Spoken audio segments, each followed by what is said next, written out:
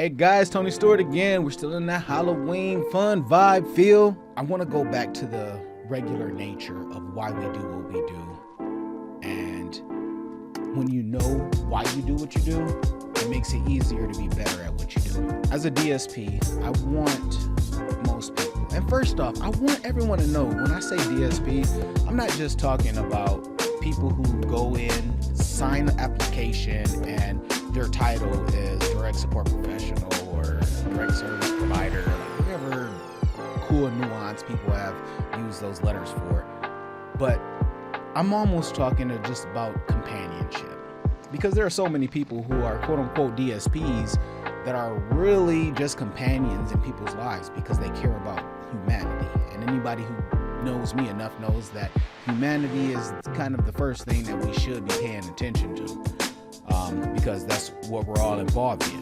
When you get a job doing this, it can get very frustrating trying to follow the directives of the work itself.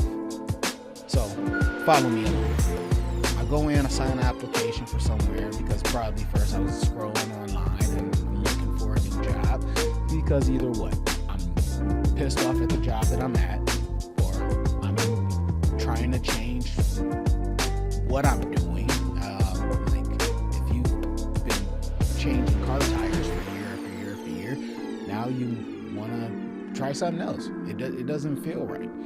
Or you are looking to progress in a field of work that will long-term help you. Like when you go into a new job, who are you supposed to listen to? I've seen people go search answers from people who act as if they hate the company that they're working at. Then you ask them, well, how long you been here? Oh, 7 years. Like, are you committed for something for 7 years and hate everything about it? And if so, why? That's a deeper question right there. How can you hate something for so long and not put in the work or some extra value to make it better, but only complain about it? I think there's a fundamental issue with complaining about a work site and remaining there causing chaos. I've been using the word chaos a lot lately because that's the only real thing that I can say a lot of people do. A lot of people just like to cause chaos.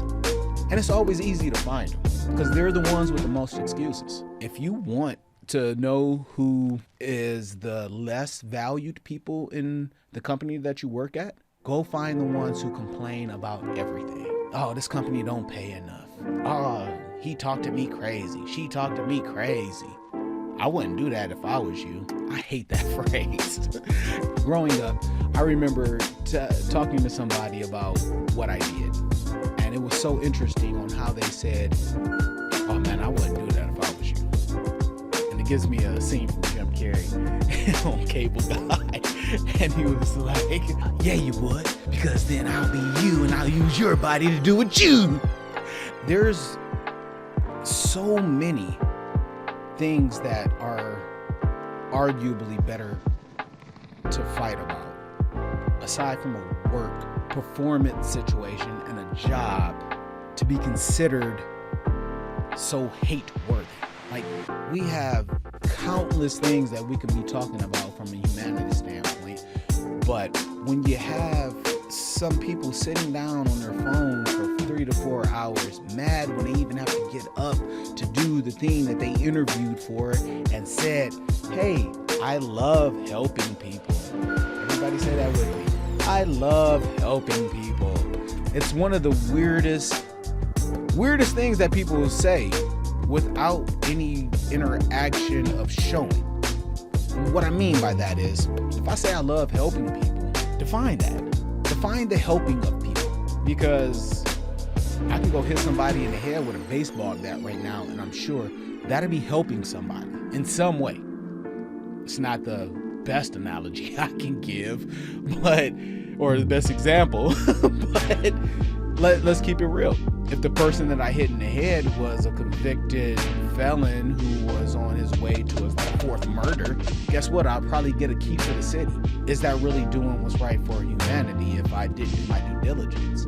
Because what if that was an accident? What if that was just out the blue? I just decided to hit a random person like that. This makes me think of causality of morality. Follow me along.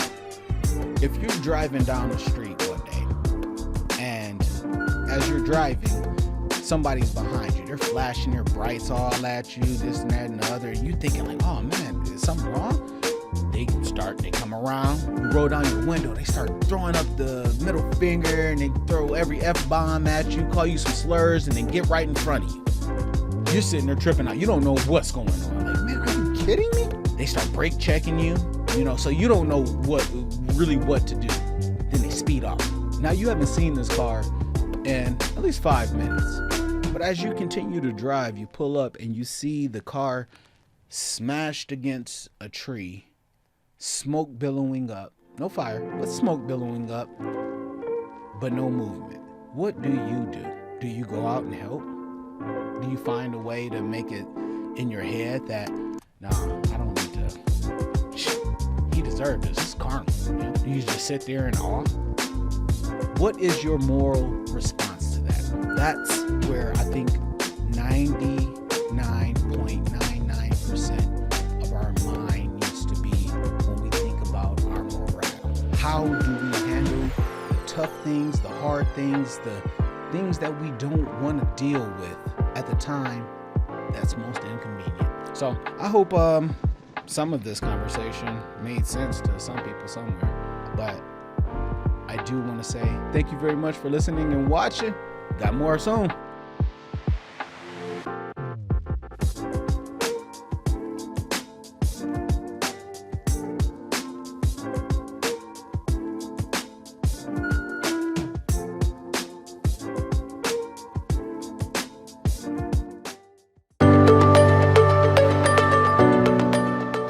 I'm Dr. Craig Escudé, President of Intellectability.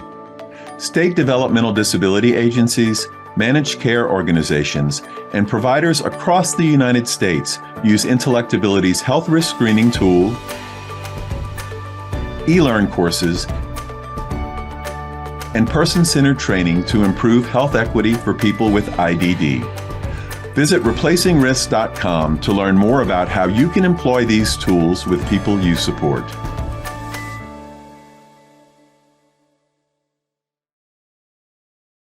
Agape Community Services is an innovative, health-conscious adult day program for individuals with developmental disabilities. They empower happiness and independence, offering top-notch services and encouraging active participation in daily activities. At Agape, they build rewarding community connections without compromising on quality. Join them in creating a brighter future together.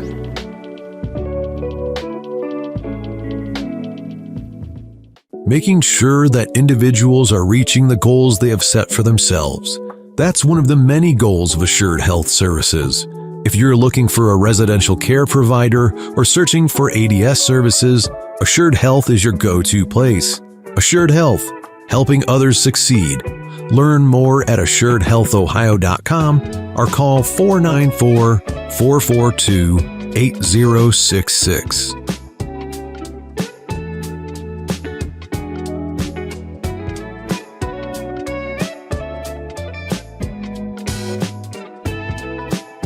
The Reliable Drug and Alcohol Testing Clinic is a leading provider and convenient source of pre-employment and occupational testing.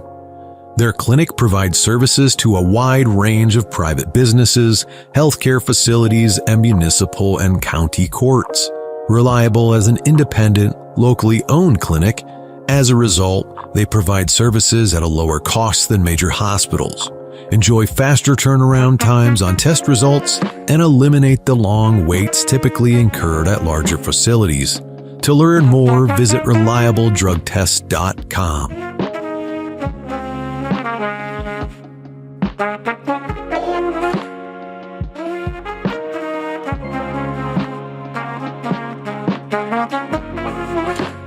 THS Remote Supports is clearly focused on improving independent living through dynamic and personalized services.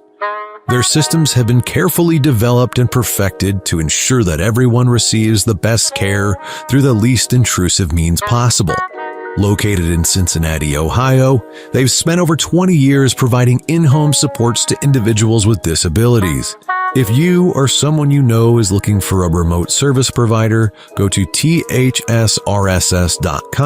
or call 513-882-9828.